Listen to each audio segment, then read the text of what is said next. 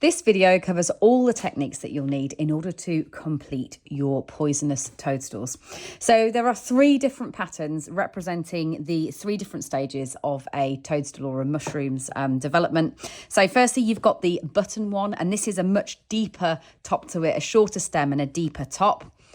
So that shape. Then your second one is a cap. And so this is, I guess, your classic toadstool shape that we're all familiar with. You've got the veil here as well that you add on. So I'll cover all of those techniques. So that's the kind of classic toadstool shape. And then thirdly is the sporing toadstool shape. And this is where you see much more of those gills on the bottom, and it almost upturns the shape of the top of the toadstool. Rather than it being down and flat, it upturns the other way around. So they're the 3 different patterns, but this video will cover all the techniques for all of them. It's not that you'll need to go and watch a different video. So what I'm going to cover mainly really is talking about this front post, back post in order to create these lovely gills, how you then crochet the 2 pieces together, and then how you add on the extra double crochets around the base to ensure that your toadstool can be displayed standing up like that. So first thing I'm going to explain is I'm actually working in a chunky weight. So these 3 here are done in our double knit yarn on a 3mm hook, which is the standard size and definitely the size that will be included in your trick or treat boxes if you have got one of those for 2023. But what I'm doing here is I'm scaling the pattern up on a chunky to make a glorious big one. The great thing about TOFT yarns is the fact that you can double the strands up. So this here that I'm doing to this chunky scale when I come to put it together, I'm actually doing in the Aran, and I'm holding 2 strands together. And you can always do that by scaling up TOFT patterns by running 2 strands together. So 2 strands of double knit becomes an Aran, 2 strands of Aran becomes a chunky. So you can always supersize any of your patterns. So I've crocheted the stem. That's all techniques that you'll be familiar with. Your double crochets, increasing and decreasing, quite a gentle decrease to create that shape, and then a few rounds. And then what we're going to do is we're actually going to treble 2 into the front loop only. So I just want to explain that. That's something that you might not have done before. So whenever we're doing our normal double crochet and when we're doing this style of crochet, I've always told you, unless it states otherwise, to go beneath both sides of the V. So if it says in your pattern to double crochet, you'd go beneath both sides of the V automatically. But what this says is to treble 2 into the front loop only. Now, this is the front loop and that is the back loop. So if it ever tells you to double crochet into the back loop, you put your hook into the middle and you just double crochet that bit. The front loop then is this one on the front. So we're going to treble. So put your yarn around your hook first, up, like that, to go into the front loop only. So you're taking the front loop and then treble 1, and then we're going back in to do a second one. So round the hook again, back in and treble a second one. So we're actually increasing using trebles and into the front loop only. So back again, round the hook, up and under the front loop like that. 1, 2.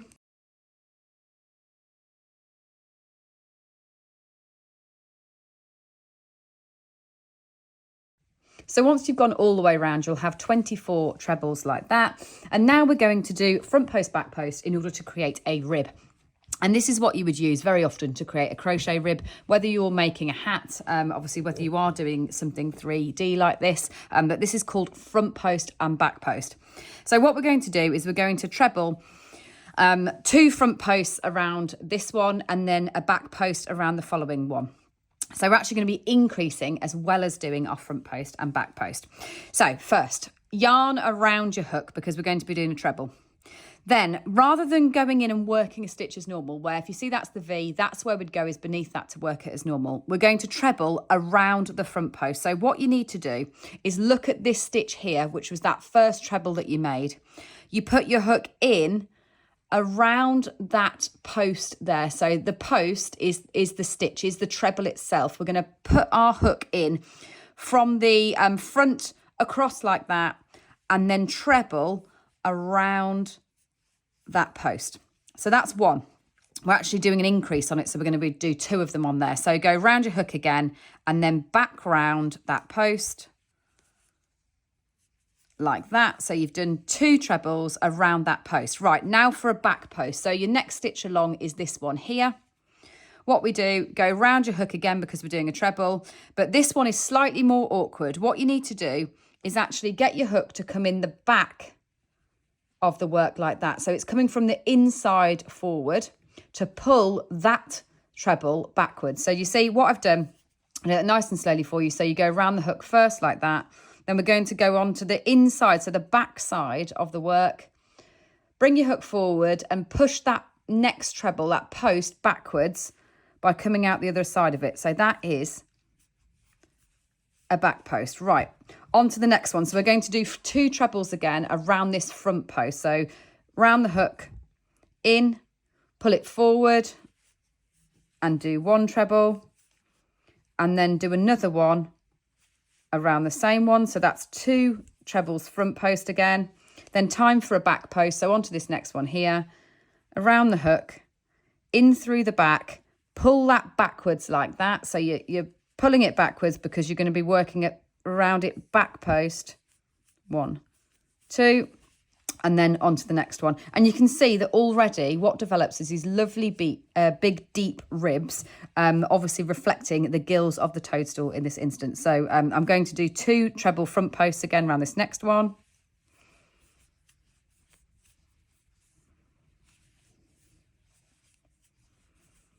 And then your back post, come in from the back, push it backwards.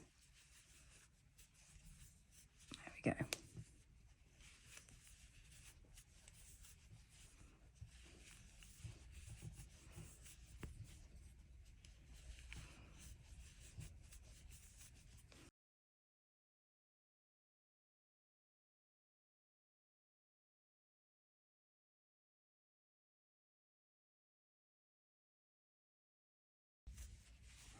So carry on doing your front post and back post as per your pattern. You will be continually increasing. So you will sometimes need to do an increase on a back post as well. That's just as simple as it was on the front post. All you need to do is put 2 of them round the same back post, and that will continue then to increase the pattern until you get up to the same diameter as the cap. So once you've crocheted the whole of your stem, you can actually snip your yarn and with the stem and leave that like that, because it's actually going to be with the cap that we add it on. So it's time to stuff it. And you will need lots of stuffing, especially if you are making the giant size. But for the 3 different ones, the button mushroom will use the most because you're filling that big shape there, whereas go very easy on the sporing mushroom stuffing. Don't put too much in. You want it to actually be quite flat so that it takes that inverted shape. So put your stuffing into your stem like that. And obviously you want it to be firm in order to support the top of the toadstool. So for once, put in plenty of stuffing so that it will stand up straight. When we add that base on, it will actually then stand up and self-support. So leave it like that. And then getting your cap, we're going to crochet it onto the stem. So you can remove your stitch marker at that point. You're not going to need that anymore. And just to clarify here, I'm crocheting with 2 strands of the Aran held together, which equals our chunky. So you can always do that when supersizing at patterns, is that would be a TOFT chunky yarn there. This is 2 Arans held together, which when they're crocheted, meet the same tension. So what I'm going to do to neatly crochet this in place is I've got my stem, and there's my last stitch of the cream like that. So there's the last stitch of my stem. I'm going to line up this one from above, making sure that my right side of my fabric is facing outwards. So that's the right side of the fabric there. And then I'm going to put my hook through the same stitch that I'm working and through that last stitch like that. And then just double crochet the 2 pieces together. So I'm going to put it through the whole of the stitch on the cap and then through the one underneath, and then go all the way around the edge, double crocheting the 2 pieces together. Now I'll go around and then leave probably about 5 or 6 stitches open. That's when we'll put more stuffing in before we just crochet those last few stitches together to seal it. But don't do the whole lot. We do need to go back and put a bit more stuffing in the cap before we close it off.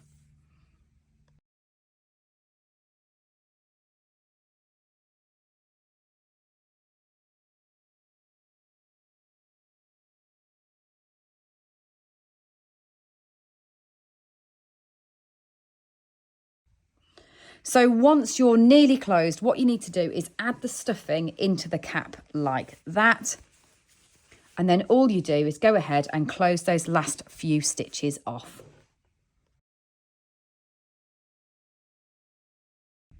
And when you come to your very last stitch, all I'll show you is what will give it a nice neat finish is just slip stitch that last one like that to make that nice and even. Snip that off and then you can sew that end in. Right, now time to add the spots onto our toadstool.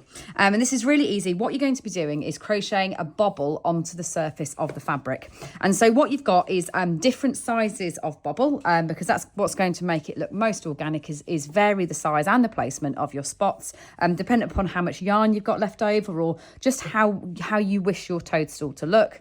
So all you do is you put your hook in the fabric like that, where you wish to work a bobble. And then I'm going to do an MB2 first, so make bobble 2 first. What that means, you go round the hook like that, go in underneath the stitch, yarn over and bring it back through to this point where you've got 3 loops and come through the first 2. And then the same thing again, so round the hook once more, in, through, and come through all of them. So that's an MB2. That would be the smallest size of spot. What you just need to do then is you break the yarn, pull it through, and you can either use a sewing up needle or you can actually go in with your crochet hook and just pull the 2 ends in and through away from where you've worked that spot, just to neaten it up. So that your ends are on the inside and you can just snip those off. Now you can either do that or you could use a sewing up needle if you wish. So that's the smallest spot. Let's do an MB3 now. So make bubble 3. And when I'm referring to the number, I'm referring to the amount of times you've done those wraps before you come through all the stitches. So an MB3, round the hook, in underneath the stitch, through to this point where you've got 3 and come through the first 2. So that's 1. Then in again and through the first 2. So that's 2. Then in again and then to this point, and then it would be 3 that you'll yarn over and come through all of them on. So that's got 1 more wrap before you come through all of them. Let's do a 4. So go in, yarn around the hook, in, through 2. So that's 1, 2,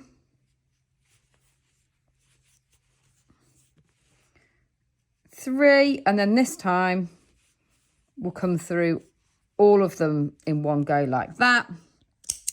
And then the largest one that I'd recommend, so I've done a 2, 3, 4, would be the 5.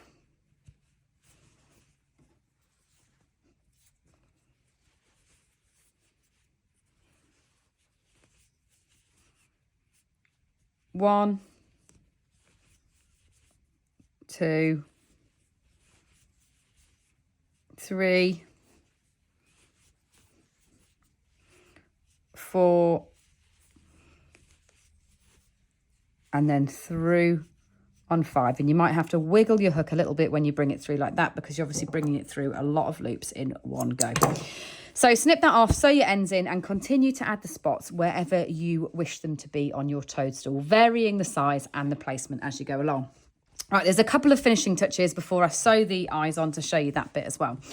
So firstly, let's make our toadstools stand up. So what we're going to do is just put an extra round of stitches in to give it a nice firm base so that it will stand up, so that it can be part of your autumnal display. It will stand alone rather than it be lying down flat. So all you need to do is get your cream yarn that you've done your base in, and put your hook in through the edge of the stitches. So that's where we started from. So you're going to put it through. It's coming in at the widest point in terms of the round. And all we're going to do is double crochet right the way around that base like that. So do you see I'm going in between the stitches, and I'm doing an extra round of double crochets at that widest point at the bottom of the stem. And it's as simple as that. That's just going to give it a lovely solid base.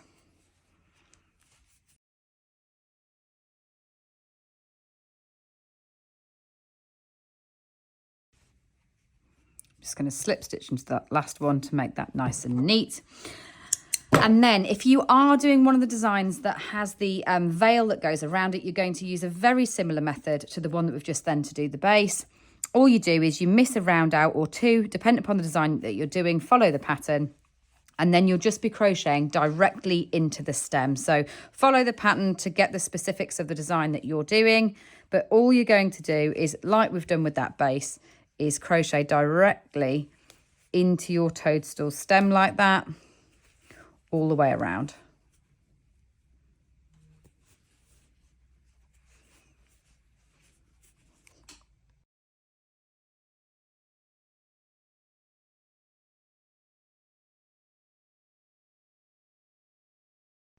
So the final thing to show you is how to add the little eyes if you do want to add eyes underneath yours. Now I've opted to put the eyes just here on the gills, but you could obviously put them on the head. You could use safety eyes if you wanted to. I think it might be a design where safety eyes would probably work really, really well just sitting underneath on the gills. But where I've sewn mine in a simple way is I've got two of these definite ribs in between the two eyes, and then I've sewn the eyes directly, just using black, directly onto two of them either side. So say here, I'll just do,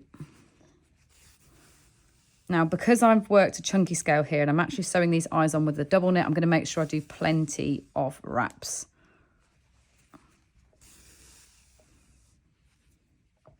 Then put a little mouth in.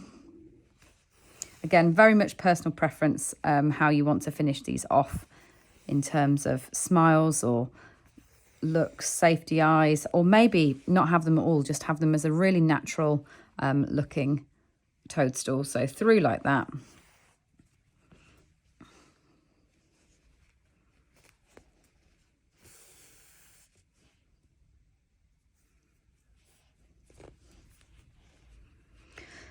So I really hope that you've enjoyed making this one. It's a really satisfying make. I'm just going to show you the three sizes to finish off, so you've got a point of reference again. So this is the chunky that I'm sewing up here, which I've worked on an 8mm. Well, I've actually worked this one on a 7mm hook, but standard tension would be an 8mm hook. My tension's just a little bit loose whenever I'm using chunky. So that is the chunky, as big as that. The standard size would be the double knit, which comes out like this. And then here is the Aran in between.